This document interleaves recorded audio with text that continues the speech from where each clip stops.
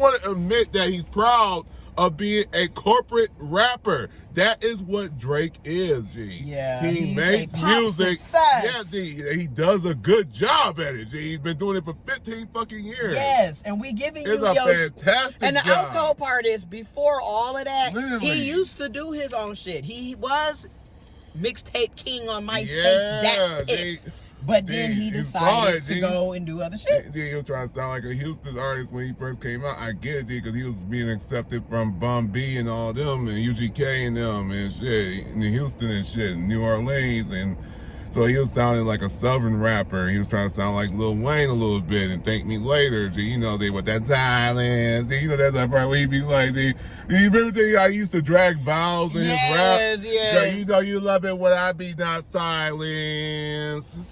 And you know you be looking good when you be always wearing that thing on your body, all that stuff like that, your body. Yeah. He used to drag vowels like Wayne. Then Take Care, he went away with that because he had The Weeknd writing for Take Care.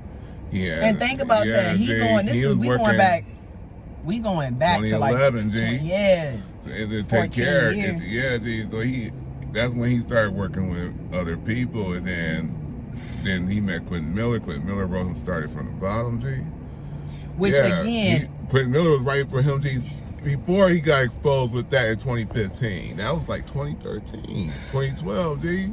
And we knew, and remember when that song came out, everybody felt a certain way. That's what I'm saying, like, there was no way he wrote that, from poverty. That's what I'm saying. What do you mean you started from, and not just poverty, but you were never working class, working poor. Right. You were never lower income in general. Right. So it's like, what are you talking about? It was obvious then, like, okay, this don't even. And then when he started sounding gangster, I knew, like, this really don't make any sense now. When he did like Worst Behavior and all that shit. Okay, and remember the video, like, what the fuck?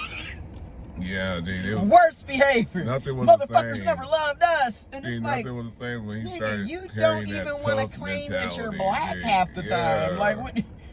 Like, you're suing people. Like, Okay, you're Aubrey. And then after that, that's when all the shit with Diddy and Chris Brown and 0 to 100 and. Oh my God! Now 0 to 100, nigga, real quick. That was that shit. I felt that shit, but that wasn't even you. He said, "Fuck Diddy." He's been and rapped that whole beat himself, and he put it out on SoundCloud. For real, fuck Diddy. He's a horrible person. Yeah, Diddy, bro. And then Diddy went in there and slapped the shit out of him. They started getting in a fight in the club and shit. And he dislocated his shoulder or something, you know.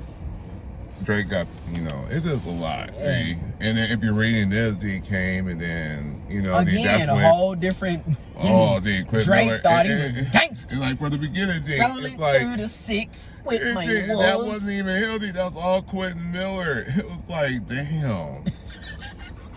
I was so mad, D. Because I was like, no, I really thought he was being innovative. I thought he was being really thoughtful, D, with this energy. album. I was on that shit. Bro, energy is great, too, D. Energy is dope as fuck. He told you straight up, watch out, these motherfuckers are vampires out here. But he talking about himself. He's talking about, don't come to figure out, G, this nigga was talking about himself. So, G, what I figured out is, this is what we figured out. So, G, this is what happened. When he's complaining in his rap music, G. He's talking about himself. He's writing that. That's him writing. Yep. He's writing, G, when he's complaining in his raps or singing.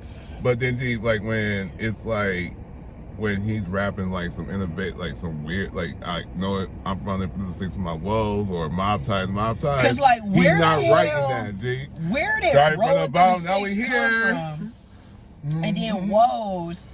And I'm thinking he meant his hoes that are bros. Woes. Right. But anyways. Whoa. I was also.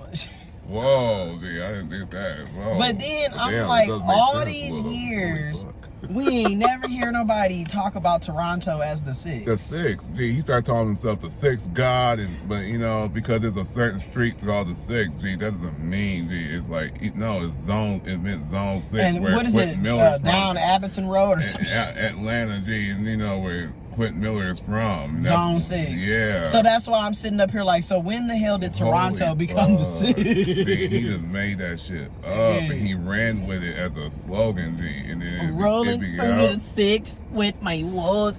he was you know how that shit. Yeah, because he was reinventing himself, G, and it was like, and then Meek Mill ruined it, and that's when they did that back to back. So he's complaining about Not Like Us. But when he was performing back to back, he had all the memes of Meek Mill playing in the background on the screen, G. And just for them to squash it out. Yep. And then Quentin Miller loses a leg, G. Damn. Quentin Miller ended up getting jumped in the mall by Meek Mill because Nicki Minaj was instigating them to go back in the mall and beat his ass, which is ridiculous. It was really because Meek was asking Quentin Miller to write some songs for him, G, and Quentin Miller at the time was working with Drake, G, and that's why he told Meek, he was like, I can't write with you right now. I'm working with him. Like, so they broke his leg. Meek Mill was jealous, you know, G, because he wasn't going to write for him. But yeah, that was another incident, I think. And then that didn't make any sense because I thought Nicki and Drake was supposed to be.